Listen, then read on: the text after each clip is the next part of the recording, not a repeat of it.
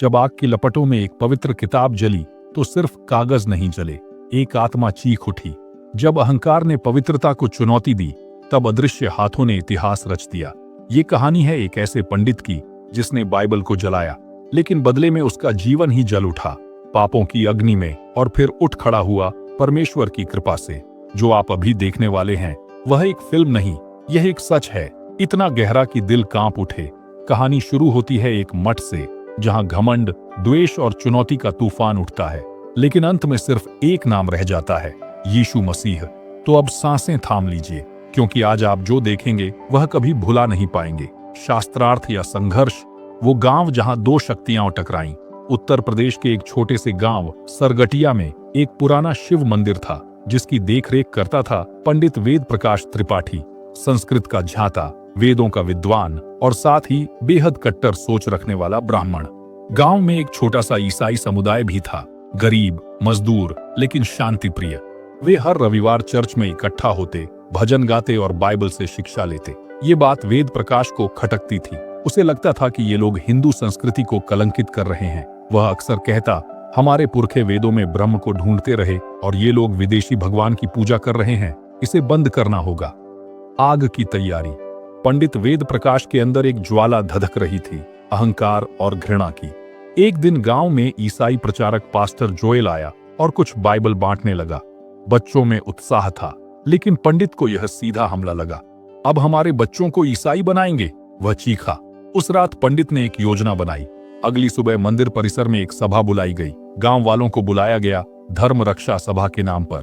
सभा के बीच में पंडित वेद प्रकाश ने कुछ बाइबलें लाकर फेंकी और बोला, देखो ये विदेशी किताबें जो हमारे धर्म को मिटाने आई हैं, आज हम इसे खत्म करेंगे, हमेशा के लिए। और फिर उसने बाइबल में आग लगा दी। आग बुझी नहीं, कुछ और जलने लगा। भीड़ में कुछ लोग चुप थे, कुछ ताली बजा रहे थे, लेकिन उसी समय वहां खड़ी एक बूढ़ी महिला, मसीही विश्वास की, रोते हुए बोली, पंडित जी, आपने किताब नहीं जलाई, आपने खुद को जला डाला। यीशु का वचन अग्नि से भी तेज है, अब देखिएगा, चमत्कार नहीं, चेतावनी होगी। लोग हंसने लगे। पंडित मुस्कुराया, लेकिन उस दिन से उसके जीवन में एक अजीब बदलाव शुरू हुआ। पहला संकेत, जलते सपने। उस रात पंडित को एक भयानक सपना आया। उसने खुद को आग में जलते हुए देखा और उसके सामने वही बाइबल थी, जलकर भी अछूती, चमकती हुई। उसके भीतर से आवाज आई, तूने मेरे वचन का अपमान किया, अब तेरा घमंड भस्म होगा। फिर भी यदि तू लौटे, मैं क्षमा करने को तैयार हूं। पंडित चीख कर उठा। उसका माथा पसीने से भीगा हुआ था। वह सोचने लगा, ये क्या, सपनों में भी अब वो बाइबल आ रही है। दूसरा संकेत, मंदिर की रहस्यमयी घटना। अगले दिन मंदिर में कुछ अजीब हुआ। मुख्य शिवलिंग के पास रखी धूप अचानक बुझ गई। मंदिर का घंटी अपने आप बजने लगी, जबकि कोई आसपास नहीं था। और सबसे अजीब, बाइबल की राख जो उसने जमीन में गाड़ दी थी, वहां से बाहर आ गई थी, जैसे कोई हाथ उसे जमीन से बाहर खींच लाया हो। लोगों में चर्चा होने लगी, कुछ तो गड़बड़ है। तीसरा संकेत, बीमारियां और भय। पंडित का शरीर अब जवाब देने लगा था।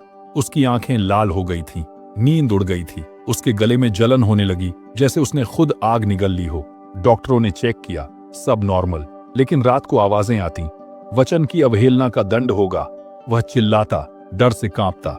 पास्टर की वापसी और एक सीधी मुठभेड़। एक सप्ताह बाद पास्टर जोएल फिर गांव आया। पंडित ने उसे मंदिर के बाहर रोका और कहा, तुम्हारी किताब ने मुझे शापित कर दिया, मुझे शांत करो, वरना मैं पागल हो जाऊंगा। पास्टर शांत था।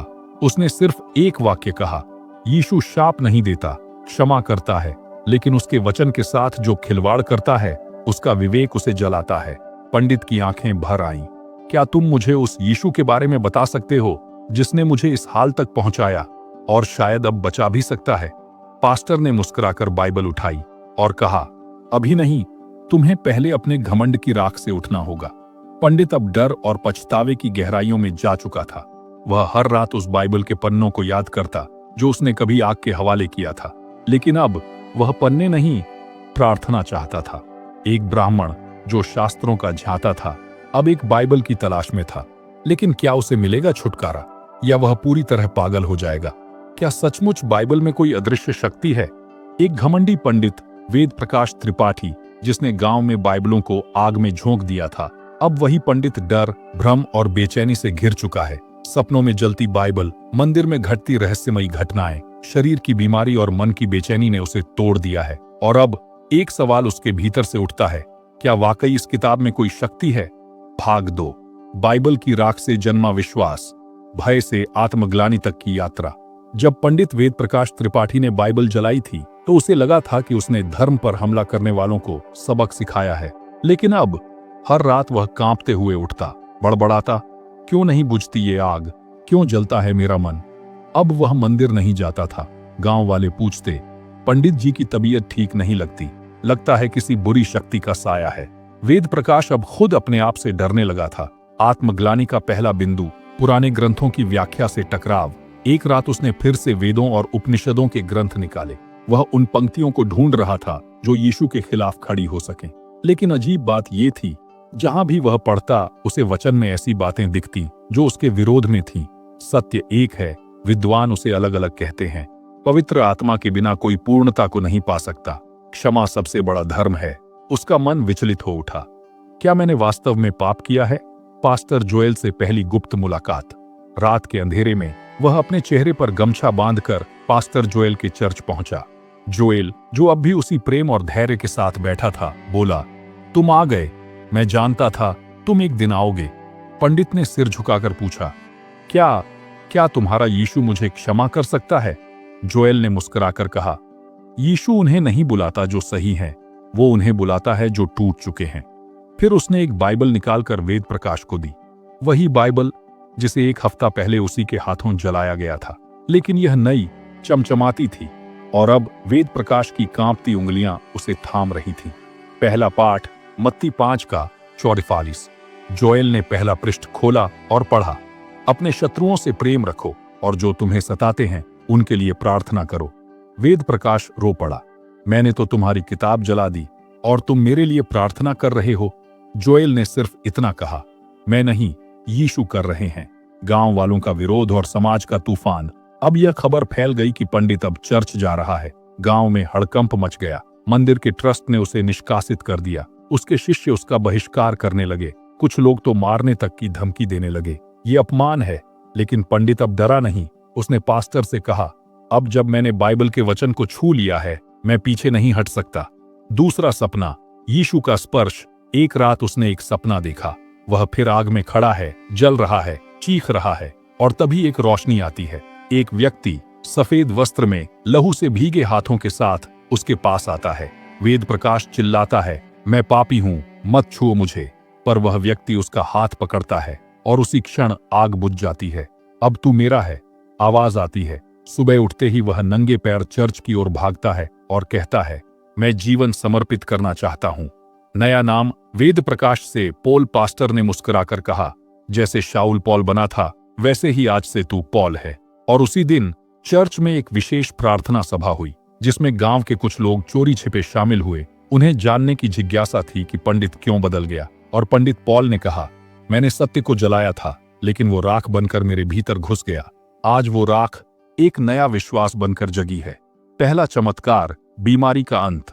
जिस गले में जलन थी जो डॉक्टर ठीक नहीं कर पाए, जिस रात बाइबल पढ़ते हुए उसने यीशु से प्रार्थना की, अगली सुबह वह पूरी तरह ठीक हो गया। अब उसे नींद आने लगी। सपनों में डर नहीं, शांति दिखती थी। गांव के कुछ बुजुर्ग जो उसकी हालत देख चुके थे अब चुपचाप चर्च आने लगे। शास्त्रार्थ अब सच्चाई के साथ। एक दिन गांव के बड़े ब्राह्मण आए और बोले, तू हमें शास्त्रार्थ में हरा सकता है क्या? पॉल, पहले वेद प्रकाश, मुस्कुराया और कहा, मैं अब हार जीत नहीं करता, अब मैं सिर्फ सत्य सुनाता हूं। और फिर उसने बाइबल से वचन सुनाए, प्रेम, क्षमा और अनुग्रह के बारे में। वेदों और बाइबल में समानताओं को जोड़ा। सब स्तब्ध रह गए। पवित्र आत्मा की वर्षा। एक दिन पास्टर जोएल ने पेंटेकोस्ट पर सभा बुलाई।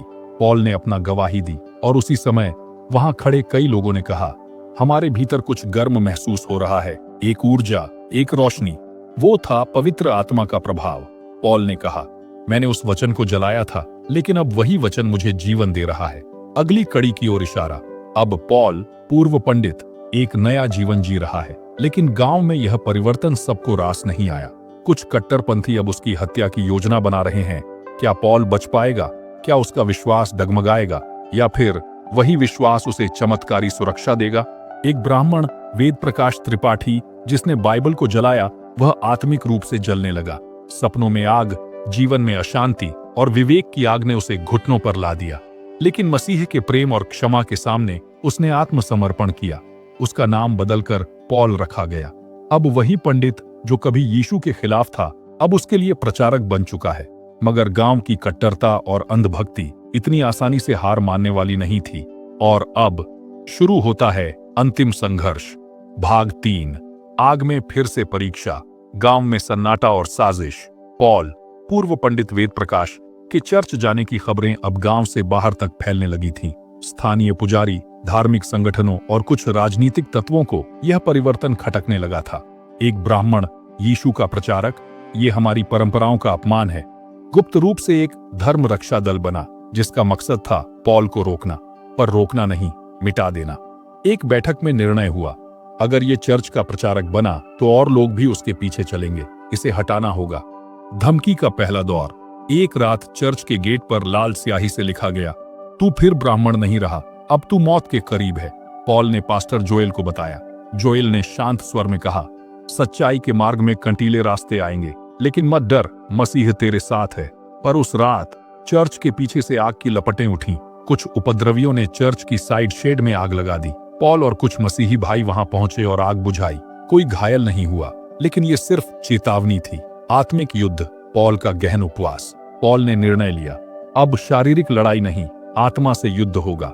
उसने 21 दिनों का उपवास और प्रार्थना शुरू किया। हर दिन वह अकेले जंगल के पास बैठकर वचन पढ़ता, रोता और गिड़गिड़ाकर परमेश्वर से बात करता। उसे कई बार भ्रम हुआ, जैसे कोई कह रहा हो, तेरा अंत निकट है, छोड़ दे यह रास्ता। पर हर बार एक शांत कोमल आवाज उसके भीतर गूंजती, धीरज धर, मैं तेरे साथ हूं। योजना का खुलासा, गांव में आने वाला तूफान। एक दिन एक युवक जो कभी मंदिर में पॉल का चेला था, रघुनाथ, रात को उसके पास आया। वह कांप रहा था। उसने कहा, गुरुजी, मैं अब भी आपको मानता हूं। मैंने आपकी आंखों में पहले कभी ऐसा सत्य नहीं देखा, पर अब आपकी जान खतरे में है।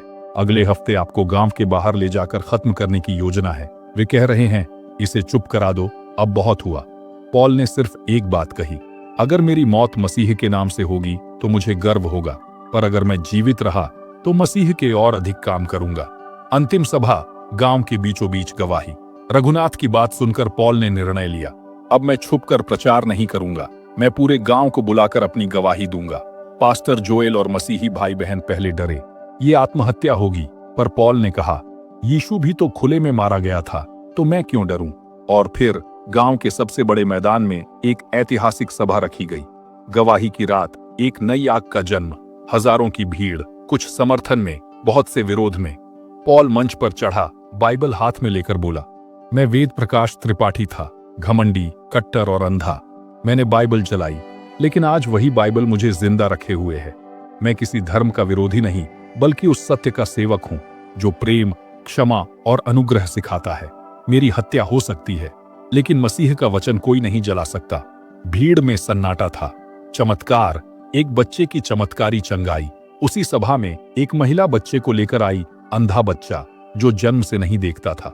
वह रोते हुए बोली, अगर तुम्हारा यीशु जीवित है तो मेरे बेटे को देखना दे। पॉल कांपा। उसने बच्चे के सिर पर हाथ रखा और प्रार्थना की, हे यीशु, यदि तू चाहता है तो यह देख सकता है। अपने नाम की महिमा दिखा प्रभु। भीड़ ताने मारने लगी। ड्रामा है। लेकिन तभी बच्चे ने आंखें खोलीं और कहा, मां, आप बहुत सुंदर हो। भीड़ चीख उठी। कई लोग रो पड़े। हत्या की योजना ध्वस्त, पुलिस और भीड़ का संग्राम। ठीक उसी समय पास के खेतों में छुपे धर्म रक्षा दल के लोग पिस्तौल लिए बैठे थे। पर जैसे ही भीड़ ने बच्चे की चंगाई देखी, कुछ लोग उग्र होकर उन्हीं हमलावरों को पकड़ने दौड़े। शोर मच गया। पुलिस पहुंची। कुछ हथियार मिले। हत्या की योजना विफल हो गई। उसी दिन 3 लोगों को गिरफ्तार किया गया। गांव का हृदय परिवर्तन, चमत्कार, सत्य की गवाही और हत्या की साजिश का पर्दाफाश, सब मिलाकर गांव में एक हलचल मच गई। कई मंदिर के पुजारी भी अब सोचने लगे, अगर यह सब छल होता तो इतने बदलाव कैसे हो सकते हैं। कुछ दिन बाद मंदिर के ही एक पुरोहित ने पॉल से गुप्त मुलाकात की। कुछ हिंदू परिवारों ने चर्च में आकर सिर्फ शांति की प्रार्थना मांगी। पॉल ने कभी किसी को धर्म बदलने के लिए नहीं कहा, वह सिर्फ प्रेम बांटता रहा। अंत नहीं, एक नई शुरुआत। पॉल अब एक राष्ट्रीय स्तर का मसीही प्रचारक बन गया। वह गांव-गांव जाकर बाइबल की शिक्षा देता। कई ब्राह्मण परिवार जो भ्रमित थे, अब सत्य जानने को उत्सुक हुए। मंदिर और चर्च के बीच संवाद की एक नई शुरुआत हुई। मैंने आग से युद्ध किया था, लेकिन यीशु ने मुझे शांति से जीत लिया। पॉल की आखिरी गवाही। ये कहानी सिर्फ किसी पंडित की नहीं, यह कहानी है घमंड से नम्रता तक की यात्रा की। यह कहानी है अंधकार से प्रकाश तक की, और यह कहानी है मसीह की क्षमा की, जो किसी को भी नया बना सकती है। इस सच्ची घटना से हम क्या सीखते हैं? घमंड चाहे कितना भी ऊंचा क्यों ना हो, सत्य उसे झुका ही देता है। यीशु का प्रेम हर विरोधी को बदल सकता है, यदि वो सच में उसे जानना चाहे। मसीह का वचन सिर्फ शब्द नहीं, बल्कि आत्मा और जीवन है। बाइबल जल सकती है, पर उसका सत्य कभी राख नहीं होता। जो पवित्र आत्मा को ग्रहण करता है, वो फिर आग से नहीं डरता, क्योंकि भीतर परमेश्वर का उजाला होता है। पंडित ने बाइबल जलाई, फिर जो हुआ। इस रोमांचक कहानी से हमें गहराई से 8 महत्वपूर्ण आत्मिक और व्यावहारिक सीखें मिलती है, जो हमारे जीवन में परिवर्तन ला सकती है। पवित्र चीजों का अपमान आत्मा को घायल करता है। पंडित वेद प्रकाश ने जब बाइबल जलाई, उसे लगा उसने बस एक किताब जलाई है, लेकिन वह आग उसके शरीर में नहीं, आत्मा में लगी, और फिर उसका मन, नींद, स्वास्थ्य, शांति, सब कुछ जलने लगा। सीख। किसी भी पवित्र वस्तु या विश्वास का अपमान केवल बाहर से नहीं, भीतर से हमें तोड़ता है। मसीह का प्रेम घृणा से कहीं अधिक शक्तिशाली है। जब पंडित ने बाइबल जलाई, पास्टर जोएल ने बदला नहीं लिया। उसने सिर्फ एक वाक्य कहा, यीशु क्षमा करता है, और वही क्षमा उसी पंडित को यीशु का प्रचारक बना देती है। सीख। घृणा को घृणा से नहीं, बल्कि प्रेम और क्षमा से ही जीता जा सकता है। बाइबल जल सकती है, पर उसका सत्य नहीं। पंडित ने बाइबल के पन्नों को आग के हवाले किया, पर वही वचन उसकी आत्मा में उतर गया, और उसने सत्य को महसूस किया। सीख। सत्य को दबाया या जलाया नहीं जा सकता, वो राख से भी जन्म लेता है। पाप के बाद भी क्षमा संभव है। जब पंडित ने यीशु से पूछा, क्या मुझे क्षमा मिलेगी? जवाब था, मैं पापियों को ही बुलाने आया हूं।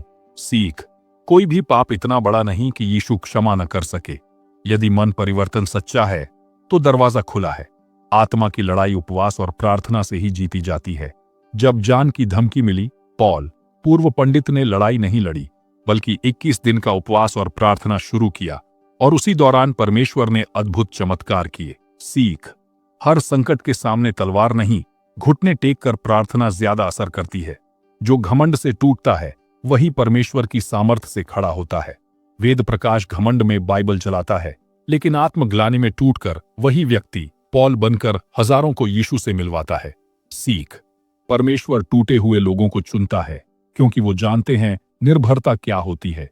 सच्चे चमत्कार केवल दिखावे के लिए नहीं, विश्वास की गवाही होते हैं।